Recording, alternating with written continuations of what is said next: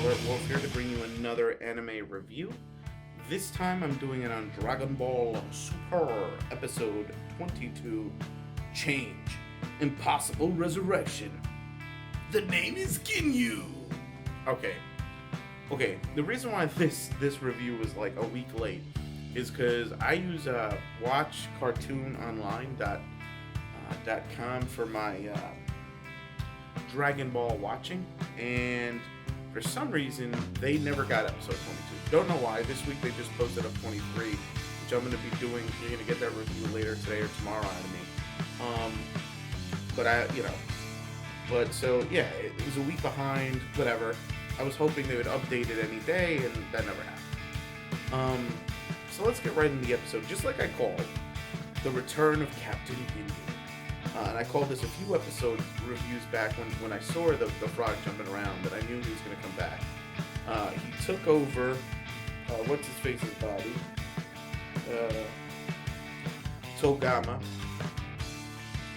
And Togama, they're trying to promote him that he's powerful. He says he was, in the previous episode, that he was stronger than Ginyu.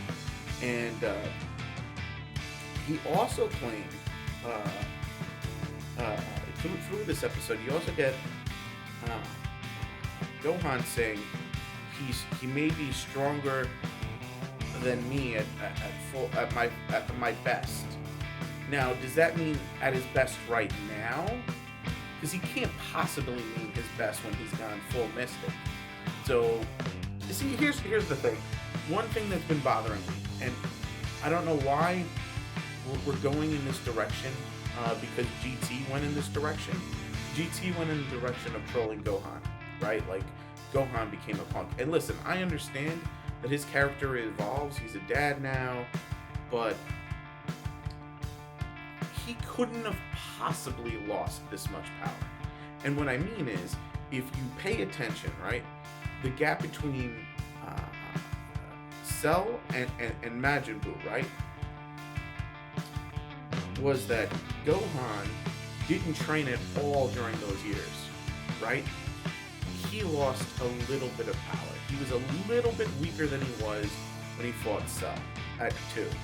Like, he wasn't a fully developed 2. Whereas Vegeta had trained that whole time and became the max, especially when he was Majin Vegeta, the max potential 2 can be, right? So then Gohan trained in the in the Majin Buu saga, and he gained the ability of Mystic, right? Which is, and I said this in a previous video too, it's basically the seeds of the idea behind the Super Saiyan God changeover of power, because he essentially went full max base form without the need of transforming to Super Saiyan anymore. Now, here's the thing that bothers me. Okay, so it had been maybe 2 years since the end of that fight, right? And Gohan was the most powerful warrior left, because if you think about his power level, he was stronger than Goku at a 3, right? And if you think about Kid Buu wasn't as strong as he really wasn't as strong as Super Buu when he had Gohan powering him, right? It wasn't until Gogeta or Vegeta went inside of him and broke all the chains that binded him that he became weaker. Well, not weaker, he lost all those abilities, but then he became Kid Buu, which was the purest form of Buu. Now, Kid Buu is stronger than a regular Super Buu and a fat Majin Buu, but not a fully powered with Gohan. You see what I'm saying with that? And so Goku was able to contend with him at Super Saiyan 3, whereas Goku wasn't able to contend with him at Super Saiyan 3 if a Super Buu. So that's my point. Okay, and not to derail the subject too much, but that meant Gohan was stronger, and it wasn't because, again, Gohan, it wasn't until the boys got absorbed did Gohan have trouble with him. So I think Gohan is potentially still at the end of that story the strongest being alive, right? And then it's been 2.5 years. Then the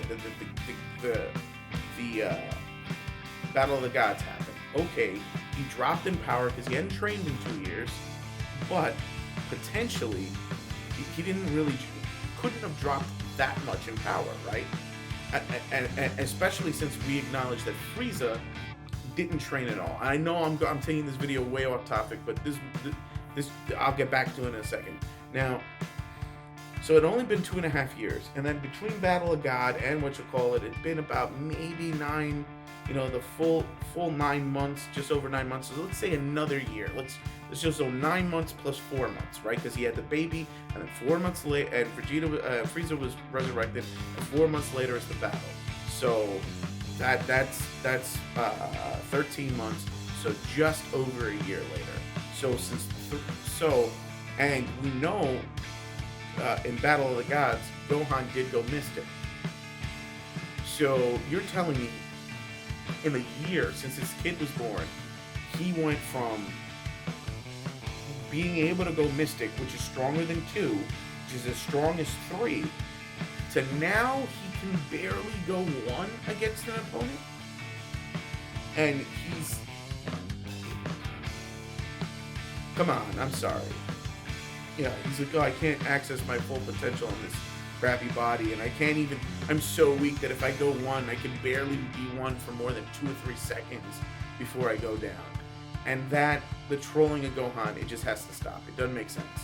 Alright, and then the fact that, again, Piccolo can't handle this guy. This guy shouldn't be that powerful. I mean, even if he is, he's not. But then Ginyu tricks him into reading change and activates the spell power, whatever, and they change bodies. And the return of Ginyu. Now Ginyu has a new superpowered body, and Ginyu's a more experienced warrior with greater battle knowledge, but an eccentric personality. So he's gonna better utilize his body than this crash test dummy dude did. And okay, there was a couple of fight scenes that were cool. Gohan goes Super Saiyan, and the Super Saiyan, I mean, first off, when the guy got taken out by Gotenks showing up, and Frieza realizing, hey, that's Gohan's son, or Goku's son, and that guy looks just like Trunks. Wait until he finds out it's the same dude. Like, Frieza's blood is starting to boil a little. And then he was taken out by a nut shot, basically. And then Ginyu takes over his body, and now he beats all 5 of them pretty handily, and then Gohan goes Super Saiyan and fights him. And Gohan beats him kind of quickly at Super Saiyan. And that's my problem. Gohan at Super Saiyan, the shittiest Super Saiyan there ever was, I might add, was able to pretty much house Ginyu. While Ginyu, I mean, he didn't fully beat Ginyu, but he outclassed Ginyu, which meant if he kept fighting, he could have killed Ginyu. Piccolo, who's never stopped training, and I'm glad that in the manga he's being untrolled, who's never stopped training. Piccolo never stopped training. In the Cell games, was as strong as Super Saiyan 1. A fully powered Super Saiyan 1, because he was able to contend with 17 and Cell. So, first form Cell. So, Piccolo should be much stronger. He should at least be close to, if not as strong as 2 right now. He's definitely as strong as a fully powered 1. And he got his ass beat by that dude. Okay, and then we're rehashing some interesting stuff is Goku and Vegeta are training in basically their Beerus's version of the hyperbolic time chamber. Now, this is a theme I find in this episode, which is what's old is new. I mean, and I've been finding this theme a lot. It's like the rebirth of Dragon Ball, because I mean, even if you look at Super Saiyan God, Super Saiyan, which we're going to get in the future, That's pretty much a redo of 1, right? I mean, if you look at Super Saiyan God, that's a redo of Kaioken, pink aura, you get what I'm saying? Pink hair, that red aura almost. Now we're going to get into blue, which is sort of the rebirth of regular Super Saiyan, right? Because it's only about Super Saiyan 1 as God mode, right? So we're old is new. We're seeing the rehash of the Frieza saga, and part of the even with Piccolo taking the shot, protecting Gohan. That's sort of that's exactly what happened in the opening of Dragon Ball with Nappa and all that during and Vegeta during the Saiyan saga. So we're getting these themes. They still have no luck in contacting Whis. And what's interesting is the training is about how to control your Kai without letting it slip out, and that's how they move around in the hyperbolic time chamber, and now they're looking for all the food. I mean, that's pretty cool. All right, and that's pretty much the episode. It ends with, again, Frieza getting riled up and taking out Gohan himself, and then Piccolo took the death shot, and that's the end of the episode. Now, I'm sorry I went so far out on a tangent on some of these things, but it bothers me, the trolling of Gohan. It just does, the trolling of Gohan. And I understand you have to make these villains seem credible, but you don't have to troll Gohan to that extent. Like, I can barely go on. I hated that about the movie. But what am I going to give the episode? I'm going to give it a 4 out of 5. The fact that it got me doing this extra things meant and got me thinking. It gave me new information about the training. We saw the return of Ginyu.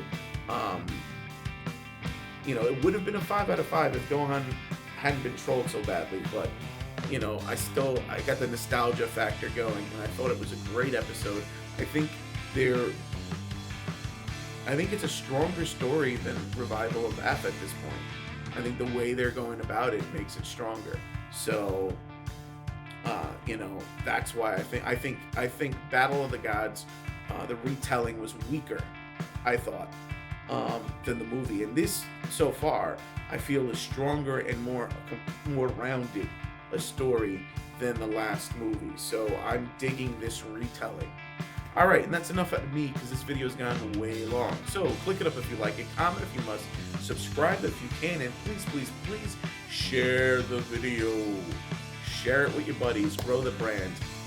Let's take this channel and keep it moving forward. All right, this is Alert Wolf signing out.